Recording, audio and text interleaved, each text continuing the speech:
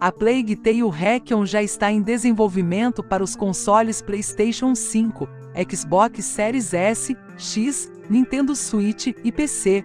O game vai seguir a sombria história da jovem Amicia e seu irmão caçula Hugo, juntos em uma jornada para fugir dos soldados da Inquisição enquanto são cercados por grupos imparáveis de ratos.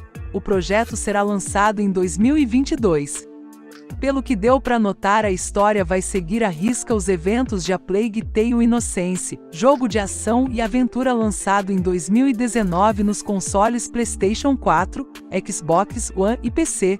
Sua trama se passa no ano de 1348, onde o jogador assume o papel de Amicia, uma jovem de ascendência nobre que vive com sua família na zona rural na região sudoeste da França. Região essa que foi invadida pelo exército inglês durante a Guerra dos 100 Anos.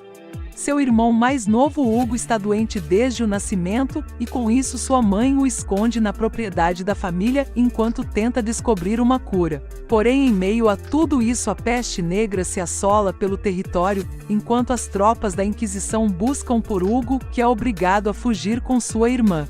A partir daí, Amicia e Hugo se veem lutando contra hordas de ratos que espalham a peste bubônica e devoram tudo o que encontram pela frente, e de quebra fogem de aldeões hostis e soldados da Inquisição que responsabilizam Hugo pela praga que assola a região. Falando sobre sua jogabilidade, o jogador controla a Amicia em uma perspectiva de terceira pessoa, sendo necessário usar a furtividade para evitar inimigos e, quando não tiver escapatória, usar seu recurso de atirar pedras para atordoar os guardas, isso enquanto resolvem quebra-cabeças e progridem tentando levar Hugo a um lugar seguro.